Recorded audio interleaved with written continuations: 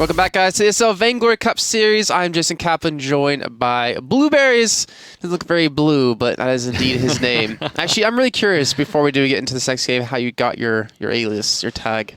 Well, that do is you really a story. enjoy Blueberries? Well, the point is that my surname is Russian, and if you translate this to English, you will land somewhere with some berries, and my favorite color is blue. So, yeah. I can get that. I mean, I don't even have one anymore, so. And my old one was really atrociously bad, so. I read that one. Don't want to talk about that too deep. You know what it used to be? Yeah, I know, but I already forgot because it's so long. Good. It actually wasn't Guys, really long. Google and really this bad. one. No, it's actually really easy to Google. But let's not worry about that. Let's actually hop into the picks because they have started. Yep. And we do have an exciting game coming your way. It's going to be, excuse me, House of Batiatus versus Wild Panthers. And why don't you tell us the bans really quickly since you were able to get them from the teams. Well, we have Ban on the one side and we have Scarf and Koshka. So these are the bans.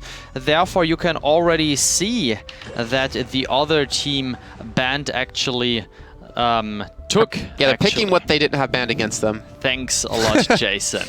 All right, so House of Batiatas, first time we'll actually see them. They did lose in the cup, or in the cut number 1 in the round of 32 to Collab, and they lost to Unknown in the round of 16 in cut number 2. So, you know, it's kind of tricky to kind of pinpoint exactly where they are in terms of skill. Wild Panthers, on the other hand, they lost to Team Nemesis, an American team, in round of 32 in the cup number 1, and in cup 2 they lost to Team HC in the round of 16. And of course, you remember Team HC did get through all the way into second place with that interesting composition of Jewel, Celeste, and Cruel. And now here we go. Kick it off this game. You see the Book of Eulogies out of Lif again. And we're going to see House of Batiatus. Seeing what they're going to be going for him. I guess we should quickly go over the rosters for you guys at home who might not be too familiar with these teams. You have seen Wild Panthers before, but the House of Batiatus we haven't seen. We have Gibbs, we have Miko, and Might on the respective characters. And Gibbs you might recognize as a top NA player. Yep. Hit Vainglorious, I think, and he's streaming a lot, actually, so I think very popular here, and you guys should know him. If you don't know, then you should check him out. If I get Vainglorious, what do I get? I don't know. Like, is there a prize you'll give me if I get it? Personally, I think I would... Do you think I could do it first of all? Sorry? Do you think I could do it first of all? Well, you need a team. You need to... Well, very good team players and mates to get there. Alone, I think I don't know anyone. So I got you and Don John? Oh, no. I am way out of practice. I am grinding public queue when I have some spare time to play, actually. So, and there we see the first... No, not a first blood, but some action. Might here hitting the Spitfire onto Imperium and hitting him down to some with some auto attacks. And let's quickly talk about the item build. So we have here the Iron Guard contract on Koshka. Scarf has the same on the other side. Cool. Played by Imperium. He's going for already 20% attack speed plus. Gibbs. 40 actually. He's got 2 of those. Yeah. That is correct, going for 20 plus boots. There is some... No, I thought there is action because I just saw a low health bar. Okay, on the side of Wild Panthers, you've seen them before and you'll see them again. We have Linvoker on Koshka, Lif on Vox, and Imperium on Cruel. So 2 Cruels. 2 Cruels. Interesting to see how exactly that one's going to work out. We do have the double stun. We do have the contract out of Linvoker. So is this a tanky Koshka we're going to see? Well, at least it could be, yeah. So I'm very excited to see how they are actually going to build that team up, and they are a bit low on health here. Got some vision and some damage, and there comes Imperium with a passive and the huge attack speed, and there is the Pouncy Fun, there is the Spectral Smite and the Deadman's Rush. Gibbs actually here in the middle of 2. the wrong target. Yep. Tries to pick up with the auto attack, but he cannot because his cooldown was on the Spectral Smite here. Double kill, at least each one could have picked up 1. Linvoker here and Imperium 2-0 for Wild Panthers. You have to keep in mind, guys, that the House of Batiatas guys are in the U.S., so they're playing with, you know, a little bit of ping behind them, so it makes things hitting a little bit hard. Gibbs, again, might have just misclicked or mistimed when he was using his smite, and he wasn't able to finish off Invoker when he had a guaranteed kill. Instead, he hit Imperium. Yep. And again, that's small little things like that can really come back to hurt you. Can happen, especially in team fights, and I think if you are a tall guy, then you also might have some problems targeting the right target. I think you can... I have problems with... I said there were two styluses playing. It's really... It looks really dumb. But you know what? I can hit things perfectly like that. All right. That sounds good. All right. If only had smaller fingers. Yeah, one wish. All right, here the chase from Imperium here. He is behind Gibbs. He wants to push them back because there is that guy just spawning. And they are going to pick up those 32 gold. If going back to the mine, maximizing farm 25 on his account. And let's look at the other laner, Miko, 29. So he's doing slightly better. Now they're almost even. But Linvoker and Imperium, highly aggressive still in the enemy jungle. Look at the mines, Jason. 1, 2, 3, 4, 5, 6, 7 minimum. I almost hoped you like broke into German while doing the numbers for a second, just like von 6, 7. Yeah, 7. Perfectly correct. Wow, that was a good pronunciation actually. If here, well, you are several years here, I think. I can't say the number 12 in German. Come on, try it. No. Every time I do, everyone laughs at me. It's just like you can't make that sound in English. Yeah, this is very hard actually if you are not a German. All right, items, ladies and gentlemen. Vox, what else? He is rushing the alternating current here. We can see plus some nice energy with the Void Battery, which leads to the Eve of Harvest. I'm 99.9% sure on that one. And on the other side, what's going on here? Vox is going the same way, but he has the Book of Eulogies and Koshka here just busy mining. That is why he has just a contract and the flare. So let's see if this high investment from Linvoker turns out to be effective in the end. He's spending a lot of gold on mines. Well, we've seen this before, and I remember we talked about it in particular. We saw one team put down like 10 mines around the gold mine area, or the traps, sorry, the scout traps. And it worked out well for them because the enemy team kind of walked into them and it gave them the vision, gave them that extra damage. But we talked about the downside, where you use them and nothing comes out of it. You just wasted, you know, a huge sum of money that you could have used to buy something. And when you're, you know, Linvoker, you're dependent on that stun and you're going to be really deep without the help of your team. That makes them really squishy and really easy to kill. The good thing is the mines do not expire. Yeah, so they just stay forever until someone steps on them. So it is not like a timer or something. So therefore the invest is not that bad. I think it's very, very nice actually. And the lead is 2-0. Gold advantage, 400 gold at this point. Not that much. I mean, we're just almost 7 minutes in the game. And let's see what... I think that's how much Linvoker has spent on traps so far. Like 400 gold, if not more. And Might, well, he will certainly run into a trap. Yep. And that'll be their third kill. The gold mine, will they go for it? They do have the mines around to help spot anyone coming in. This is what makes them so sure or so secure. And there you could see the wait for it here fired down from Maiko, but he just hit, I think, Inv or Linvoker barely. Linvoker, yeah. Yeah, Linvoker, just a bit of damage. Goldmine for Wild Panthers. I think the team is mostly, well, they consist of Russian players, as far as I know. So Russian community also here welcomed in the Vainglory Cup Series. Nostrovia. That's only German I know. What? That's not. That's Polish, never mind. Yeah. Spasibo. There you go. Spasiba. Spasiba. Spasiba, yeah. I forgot how to say cheers in Russian. Like usually when I go to a different country, I try to learn how to say like two things. Oh, the ultimate missing out of Imperium. Imperium. You might have to, yeah, I was going to say you might have to wonder if it was Ping had to do with it, but you know what? They're in the EU. Yep. They're not House of Batiatas. They're not the ones playing with high ping, and things like that can really come back to haunt you, but it's like 70-second cooldown. He's not too worried at the moment. Well, but he shouldn't have missed that. That was way too casual thrown, I would like to say. Well, let's see. The next 50 seconds, he has no ultimate, but the other team almost has everything up, unless Might. He's still on level 4, just waiting to hit 5 and then 6. Gibbs on level 7, Maiko on level 8, and here we see the same. Linvocker 4 as well, but meanwhile Scarf hit 5, If is 7 and Imperium 8. So concerning the experience, not such a big difference, pretty even. Sarah's always fun to watch Cruel just like attack, move, spam like that. It's just funny with the stutter stepping. Yeah, I mean, if you have a high attack speed, cool, and stutter step, that is very dangerous for the opponent. And well, up 4-0. Relatively slow-paced game though. Most of the kills they've had have just been catches. It hasn't been these big team fights that we were maybe hoping as we do approach that 10-minute mark. But we'll see. We'll see which direction they do decide to go.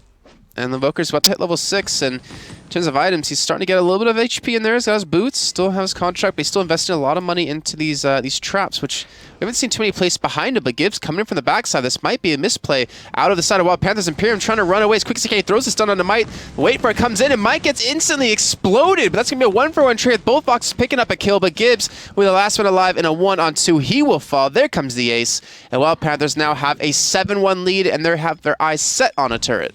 Parallel, wait for it, bursting down the enemy on each side. That was amazing. At first glance, I thought that situation might end pretty bad for If and Linvocker, who were out of position. They were off by themselves on a little island.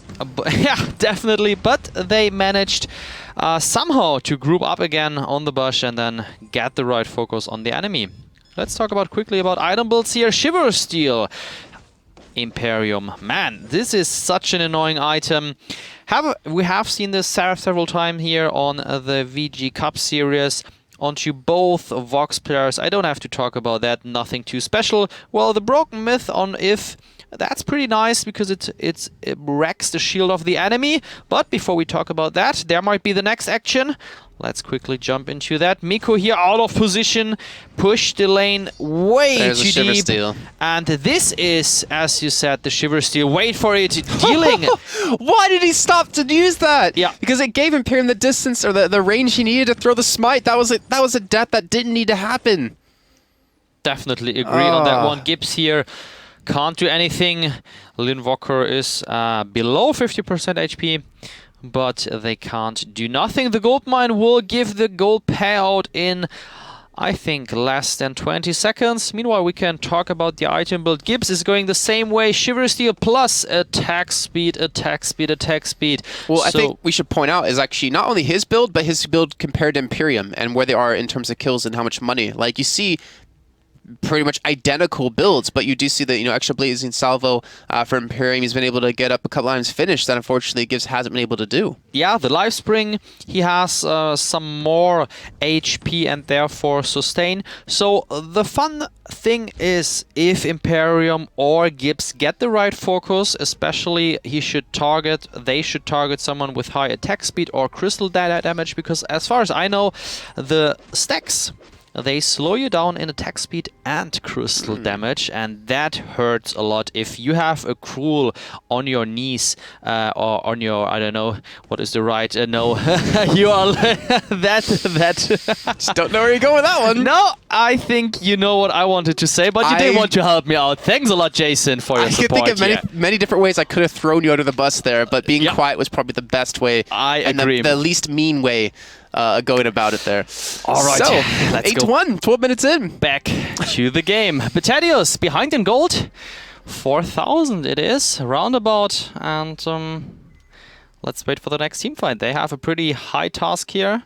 They have to fight against Wild Panthers. They show an overall great performance here on the Cup Series. I mean, they've been steadily improving throughout the cups. Round 32 in the first cup, round 16 cut number 2. Now they're into the quarterfinals, so they've stepped up another time. Let's see if they can get a little bit further on. And House of Batiatos actually are ranked 12 across the season so far, 12 seeded, where Wild Panthers are currently 13. So cool to see a little bit of difference in terms of that and how close these games are starting to become. And I think this is House of Batiatos getting called out. They're going to get flanked from the back, so you see them flaring ahead so they can push up, but Imperium just walking behind them with that giant sword out of his chest ready to throw. And Zapatiato is just going to immediately back away, and they were going to back away. I think they should be backing away. Lift, though, going to get caught out. He's going to need to dash away from this one. The ult does miss out of Gibbs, and he's not going to connect onto anyone, and they're looking for the turn. Linvoker very low on HP. He should fall here in just a few seconds, but Lift, he's getting focused down by 2 people. He does fall, and how Zapatiato might be able to pick up this kill. Imperium, he's just trying to catch up to Micro. He gets a distance. He gets the heal from the smite, and he's staying alive for a longer fight as Linvoker trying to come back in, but it's all in vain, and that will be a 1-for-1 trade with both Voxes falling. Wow, I mean, Imperium survived for such a long time, and I was seeing him already down 2 times, but no, without him, that plan was made. And Gibbs, they are going to gather here for the gold mine, but there comes Wild Panthers in. Linvoker with the focus onto Scarf, they are picking up. Meanwhile, Gibbs finishing off the gold mine for some gold. That was very important, but if they both die, I don't know if that is the right way, and they are going down. And as you could see, the mines helping a lot again here. Alright. That was pretty funny too, because like we saw Linvoker just kite him into all these traps and just made him take extra damage for no charge. Alright, so 11-10. Gold mine was taken, I believe, by House of Batianto, so they got a little bit of money for that, but as the Kraken's about to spawn in, Wild Panthers, are they going to set up for Imperium? He is just he's 5-0-6. He's unstoppable. He is so strong. You can just see how leaps and bounds beyond everyone else he is currently with the items and with the health bar, and not to mention how fast he attacks. I really wonder for House of Batiatas if they can come back in this. I wonder if they can come back. I totally agree, and therefore I think, well, we are 50 minutes in the game, and therefore the next 5 minutes might be the most interesting ones, because this is actually now the time where it really hurts when you get down. There is Kraken, and well, we have seen some sneaky direct Kraken takedowns at minute 15 here on the VG Cup series, but no, Wild Panthers are not going to do that. That is way too risky. They don't want to risk their tournament life here. Yeah, definitely want to lose their lead. Oh, what am I saying? What am I saying? Ridiculous. Imperium, he is doing this solo, ladies and gentlemen, and this is the tactic. He does not even need his team members. And look at, I want to have the faces from House of Batiatos when they see that the Kraken is released. And look at all those mines giving damage to the enemy. Wait for it, and the ultimate here from Imperium as well. Look at this, what a phenomenal play here by Wild Panthers, taking down the Kraken. Sneaky Imperium did that, and now pushing down the lane.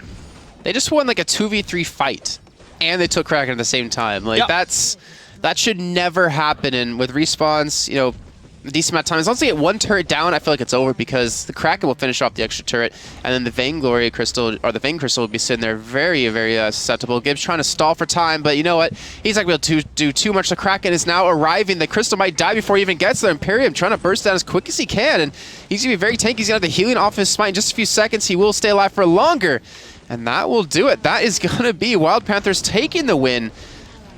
I'm just flabbergasted at how quickly that turned at the end with the 2v3 fight they won, and with the Kraken being picked up to secure themselves the guaranteed win. Like, how do you come back from that? I don't think there is a coming back.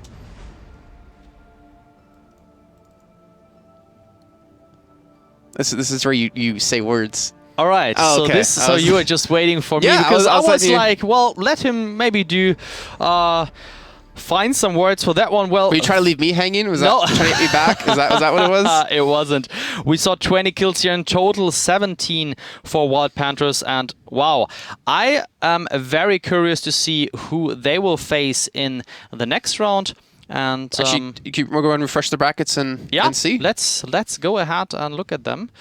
Well, I'm not on the right side here, but I will be in. He'll get just there. A second. He'll get there.